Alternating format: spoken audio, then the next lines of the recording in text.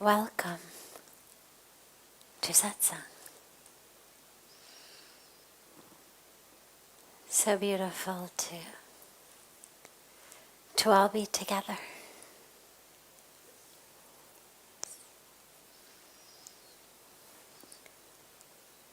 Instead of starting today with one of the questions that has come in advance, I know there was someone yesterday who I said we will start with your question.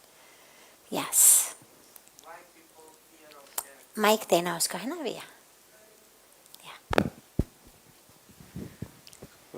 Appreciate for I'm here and I was connecting with you. I was watching your all videos and I totally appreciate and I feel free. But my question is why people fear about death? Why people think about that? Because all over the world people are temporary in the world. So why? Beautiful. And how we get moksha? How we get?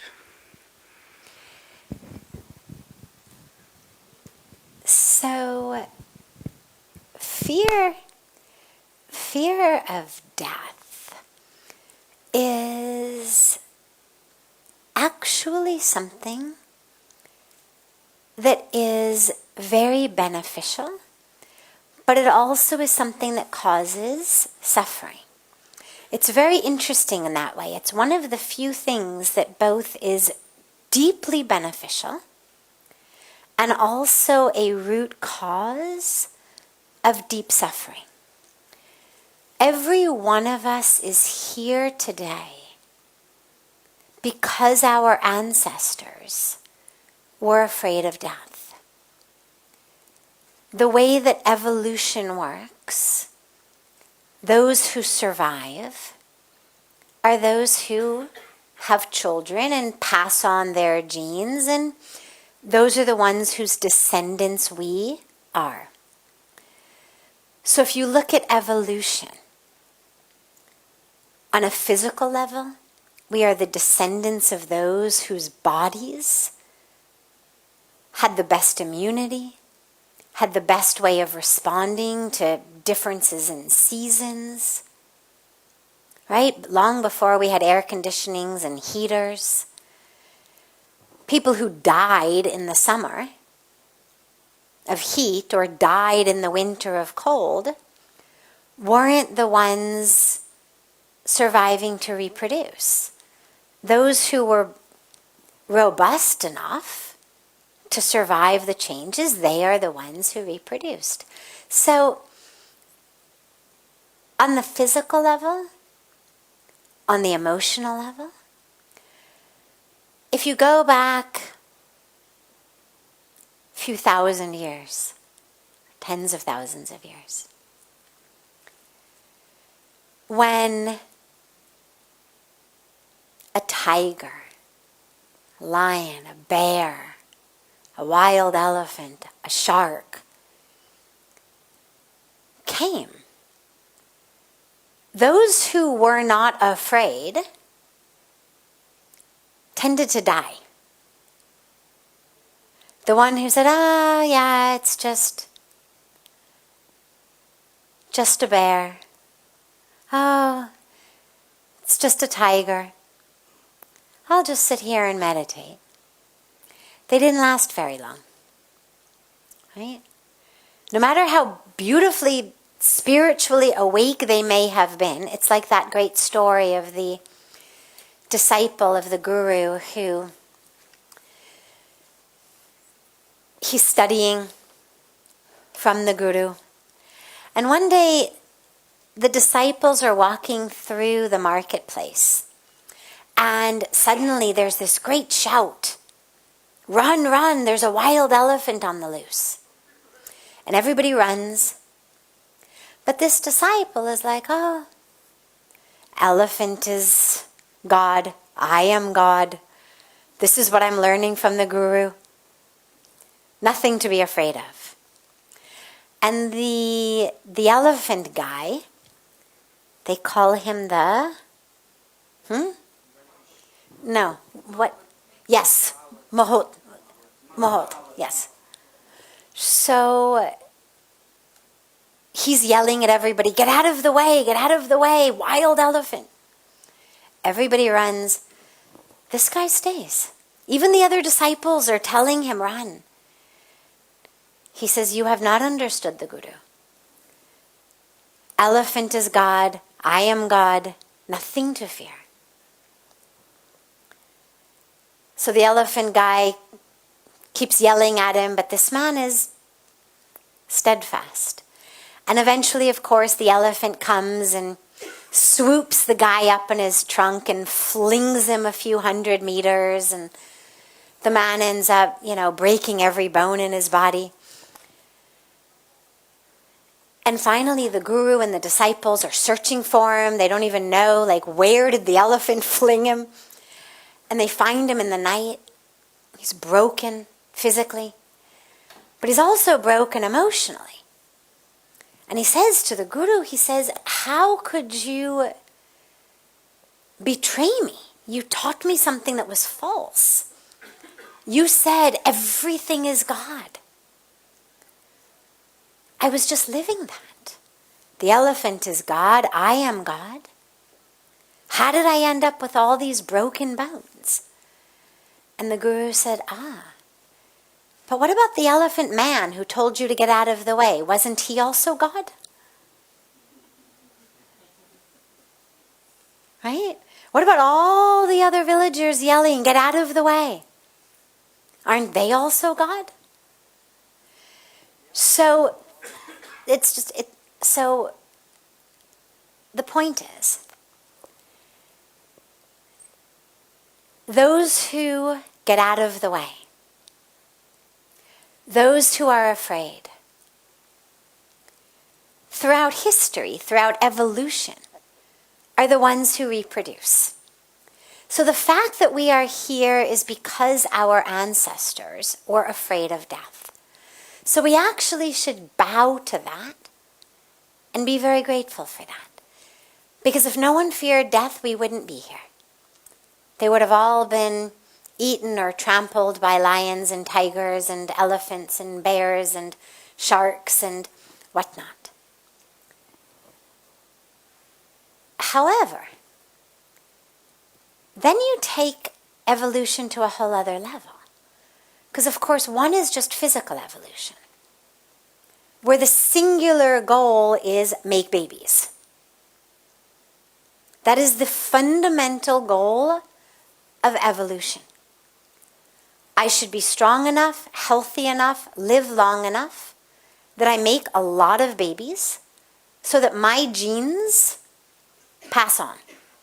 That is the end goal of physical evolution.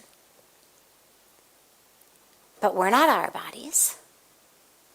We have bodies, but we're not our bodies. We haven't taken birth for the purpose of reproducing. We've taken birth to wake up, to know the truth of who we are.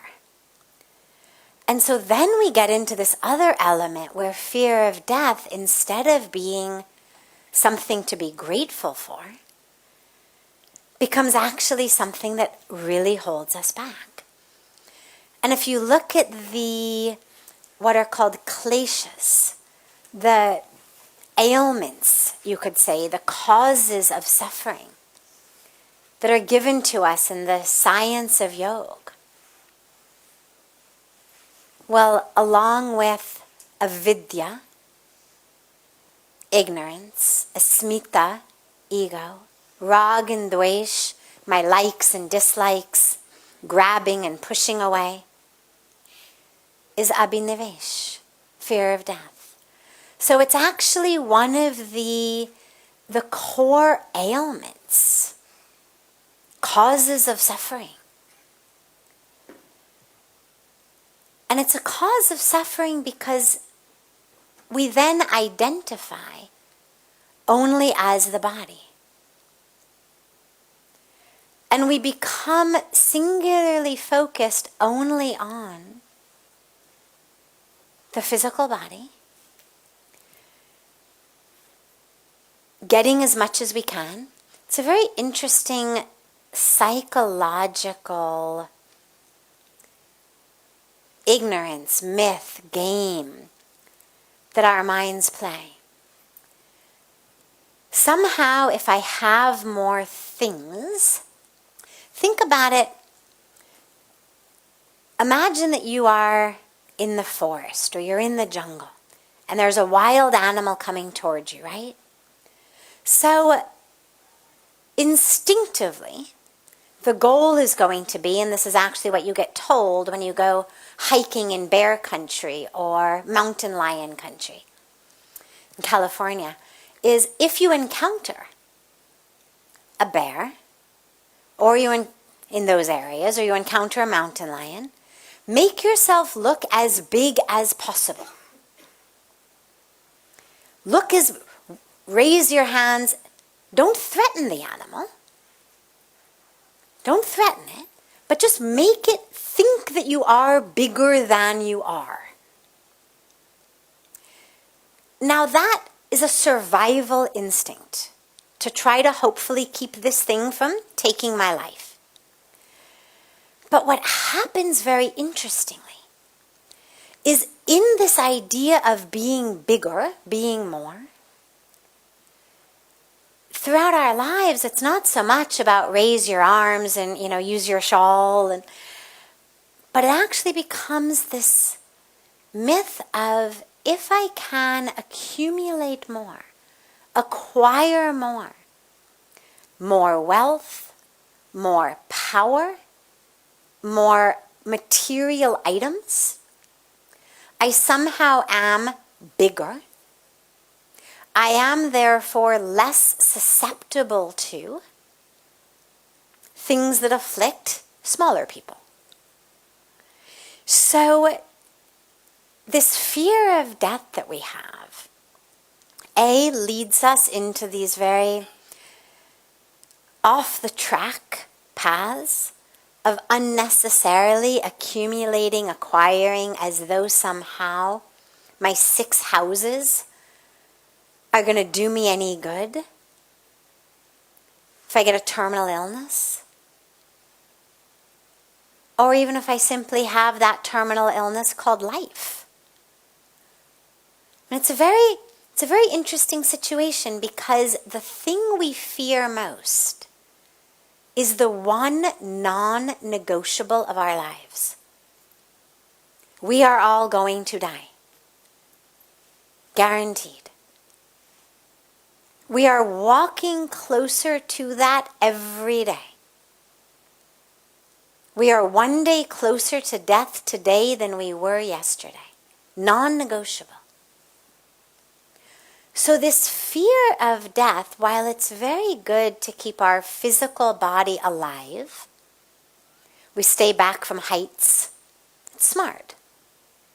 Fear of, claustrophobia, again, smart. You don't want to fall, you don't want to suffocate.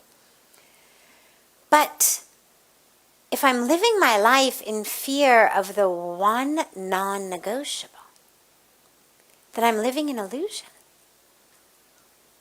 I'm living somehow in this ignorant illusion that I can stave off that which is inevitable. Which, of course, isn't true. It brings us back then to avidya, ignorance. And so the very first step in freeing ourselves is the real deep awareness. We're all going to die. Where we do the Ganga Arti, across the river and downriver somewhat, is the cremation ground for Rishikesh. It's just down past the new bridge, past Janki Bridge. And sometimes in Arti, you can see that there's a cremation going on. And I always, whenever it's happening, usually I keep my eyes closed, and just allow myself to lose myself in the Arti. But if I notice a cremation going on, I always try to keep my eyes open. Because it's a very powerful meditation to know that here I am, celebrating, singing, dancing. And yet, tomorrow, the day after, next week, I'm going to be standing there over the burning bodies of my loved ones. Tomorrow, day after, next week, it's going to be me burning in that funeral pyre. And the power of the meditation is not either or. So it's not that I've left mentally being here in Arti and now I'm the one mourning or the one burning. But it's actually the meditation of, can you hold all three realities simultaneously? I am the one celebrating. I am the one dancing. I am the one mourning. And I am the one burning. And it's not easy at all, but just even aiming to do that is a very powerful practice because we feel very safe. We've got this big, wide Ganga between us and cremation. Like this is the celebration side. We're far away. But when you go up from the waters, just a couple feet, the flames from our arti and the flames from their cremation intermingle. You no longer can tease apart what's a flame of celebration and a flame of death. And so the core piece is to recognize we're all dying. Which then brings us to what we are here on earth for, which is, okay, so what is it that doesn't die? And how can I connect with that before the body does die? Because that's when the actual, not only awakening, enlightenment, moksha, but along with that is when my fear of death dissipates. Because if I know it isn't me dying, it's just the body, then that fear dissipates. It's not that we want to die. We love this life. This body is a beautiful gift. Life is an extraordinary gift. We should love it, savor it, protect it. But we also are aware that isn't who I am. So that's the solution. Beautiful. Yes. Yes, 1 and then 2 and then 3. Before taking birth, we all know that we are multidimensional, awesome, great, infinite beings. And we know our truth, the value of the soul purpose, the truth of ourselves. Then why do we forget when we take the birth? And then we, again go to, like, now people are hearing the satsangs. So why do they forget? And second part is, why do we have minds when ultimately we have to act from the awareness point of view? Great. So we forget. We forget because of what's called the divine Leela. God's play. It's the only explanation. And I say this to you as both a scientist and a spiritual person. There is absolutely no other rational explanation for why we forget the truth of who we are. Because then, of course, there's the whole other question, which is, well, if we're all infinite and one with God, why even bother with this drama? Right? I mean, why even take a body? Why bother? If the whole point is to get free of this cycle of birth and death, well then, why bother? And the only answer that makes any sense from any perspective is just the idea that this is God's play. That the one consciously, purposely, voluntarily becomes many for the joy of becoming one again. Have you ever been in a relationship where you find yourself, usually a romantic one, where you find yourself kind of for no reason making fights? Like things are going really well, and then suddenly, for really no reason at all, you start kind of instigating a fight. And if you're insightful and contemplative, what you realize is we do that because the making up after a fight feels so good that when things were just feeling like, yeah, everything's good, I'm good, he's good, she's good, we're happy, it feels boring when we have that yearning for excitement, you could say, passion, you could say. And so we instigate these little fights because we know, yeah, we'll get over it and then we'll make up. And in that making up, you've come back to where you were before. But there's actually something that feels even better about it. Right? Here you are together again. But you were together before the fight. But nonetheless, it feels better now that the pot's been stirred up. And so when I hear about the divine Leela, I think, all right, well, so maybe God is looking for that joy of the many becoming one again. Yeah, we're all one. But if we forget, then it's like that divine situation of kind of having a fight with the beloved for no real reason other than to come back together.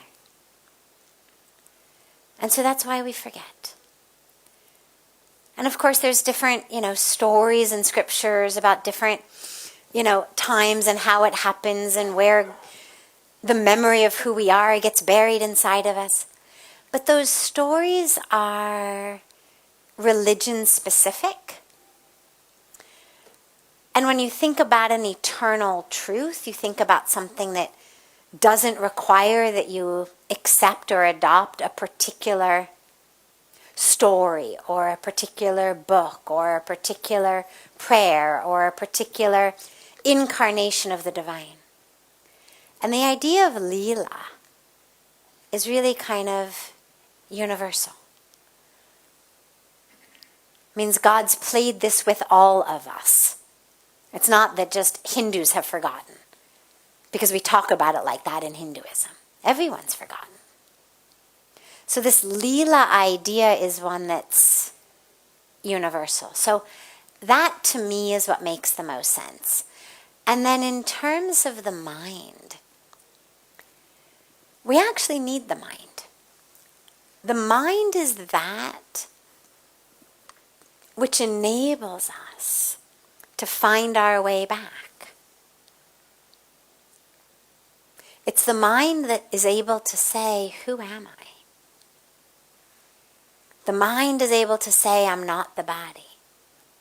The mind is able to meditate. The mind is able to chant mantra. The mind is able to read scripture.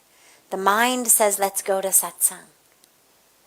The mind is that which is allowing us to walk back. But of course, the mind is just a tool. It can work both ways. It can also, of course, take you farther. And that's why it's so critical to purify the mind, so that the mind takes us where we want to go. I think of the mind like a steering wheel in a car. And no matter how beautiful the car, you would never buy one if the steering wheel didn't exist.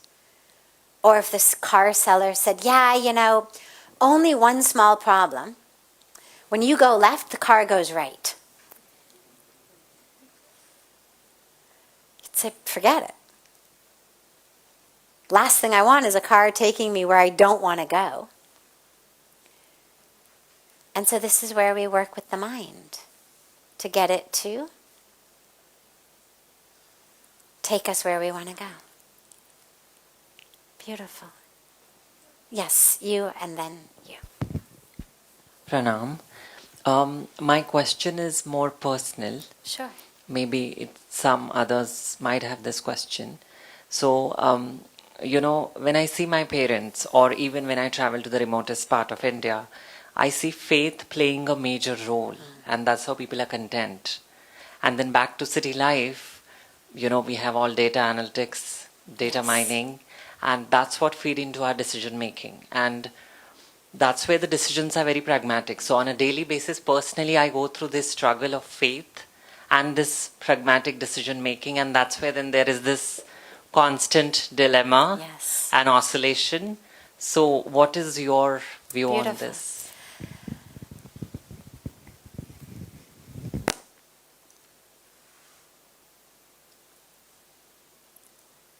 Faith is always the place from which I would suggest making decisions.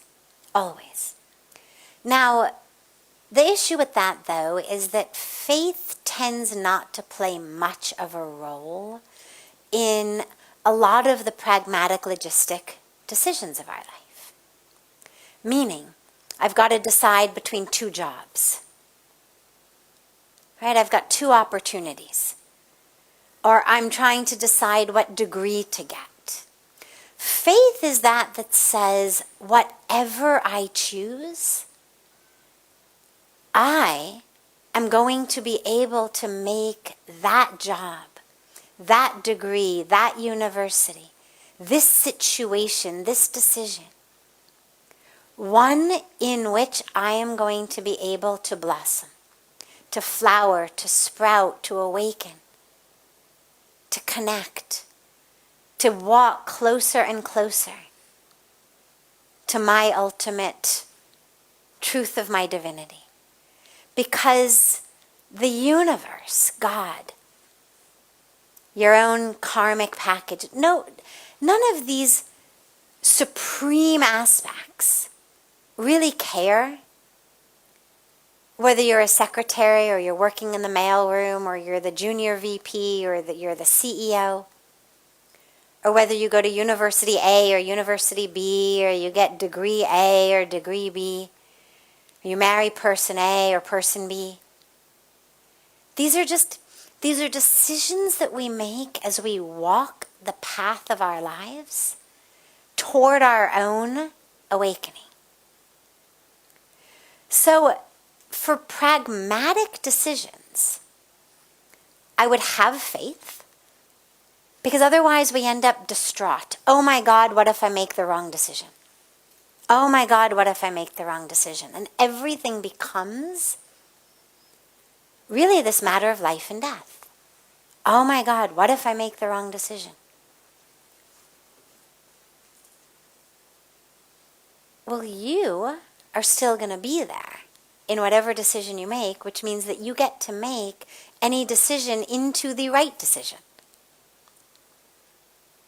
It's not the situation that's right or wrong, it's how we are responding in that situation. So hold faith that whatever decision I make, I'm going to be able to utilize that situation, but then use pragmatic ways, whether it's data, whether it's pros and cons lists. I love pros and cons lists. Sometimes it really does actually help to just see things in writing. You think, well, why? I mean, I could think about it in my mind, but somehow seeing a list on paper really makes a difference. And why not use data? It's there. So use whatever resources you have, from data to lists to mentors to, people who give advice. One time in satsang, I won't do it now, but one time I had asked people how they had arrived. Like, what was it that brought them here? And almost everyone answered that it was something on the internet. Meaning they had done some Google search and they'd ended up on some site. Whatever they'd been searching for, ashrams, yoga, spirituality, they'd been searching for something. And this one had, the right number of stars and good reviews and whatnot. And so they came. So this is how people make decisions. Nothing wrong with it. It's beautiful. It's what ends up bringing so many people here.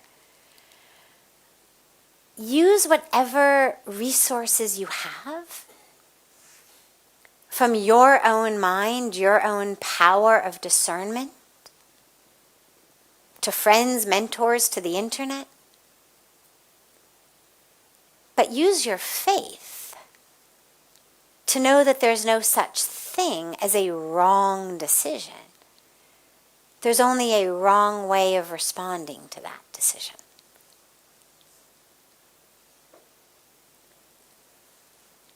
And that's for me where I would use those. And once you make the decision, to have faith.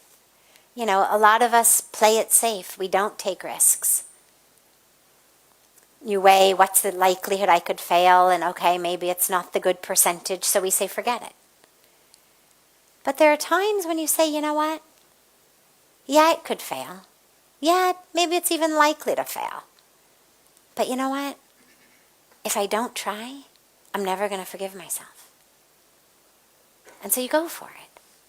Because even if something's got an 80% chance of failure, well, that's still a 20% chance of success. It means out of 100 times that someone tries, 20 people succeed.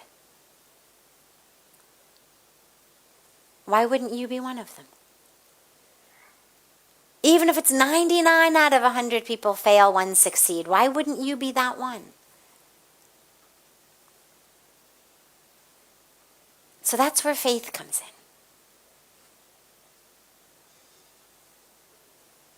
Yeah, last question.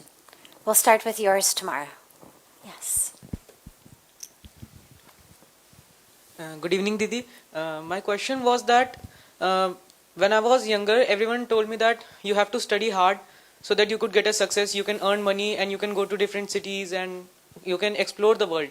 So my question is that only the true success for which we are searching? Is that only the true success, that we can earn money, we can go to different countries, explore everything, or get an VIP special treatment? Is that only the true success? Or it is something else? And if it is something else, then what is the way that we can find it? What is your name? Dhruv Tyagi. You are beautiful. Thank you, Didi. Beautiful. Thank you.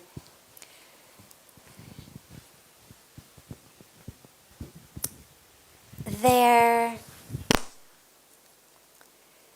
was a beautiful saint who used to live right across Ganga from us, named Swami Dayanandji Maharaj. Amazing saint. And he used to say, the only definition of success that matters, the only definition of success that matters, is how you respond to the inevitable times that the universe does not behave the way you think it should. Okay? The only definition of success that matters is how you respond to the inevitable times. Nothing you can do about it. It is inevitable that the universe does not behave the way you think it should. And I've carried that so deeply all of these years, because when things don't go our way, we react. Either externally, we freak out, we have a temper tantrum, we become violent, we abuse drugs and alcohol, whatever it may be. Or we react inside. We become depressed, we become miserable. We lose faith, become angry at ourselves, at the universe. In order to actually be able to respond with love, with peace, with joy, with truth, when things do not go the way you want. You've got to have a lot of spiritual practice under your belt. Right? So it's not a one-time thing. It's not I clenched my teeth this time and didn't react, so now I'm a success. It's that ability to be so anchored and grounded in something that is eternal and unchanging. The truth of who I am that has nothing to do with what someone else says or does, what happens with the stock market, what happens with my bank account, what happens with my Facebook followers, how many stamps I have in a passport, or anything else. That anchoring and grounding in who you are, that is success in life. And if you needed more evidence, the sheer number of people, percentage of people even, who are fantastically wealthy, fantastic successes, as in the CEO of something, the head of something, the famous this, who are miserable, is huge. Huge. Alcohol addiction, drug addictions, lots of conflict in marriages, lots of divorces and remarriages, eating disorders, depressions, rehab centers. Because living your life in a way where people's love of you is based not on who you are, but on what you have, money, power, title, must be really depressing. Because you know it inside. We're all a lot smarter than we look. You know that everybody's just being nice to you because you're the boss, or that everybody's being nice to you because you're the rich one, and they're all at a party on your yacht. Naturally, they have to be nice. They want to get invited again. You know that.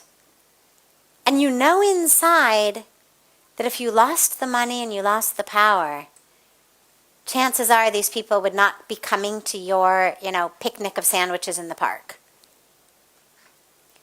And that's depressing.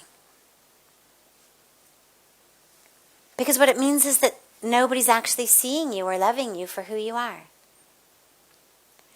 And so what ends up happening is people run for more because they feel empty.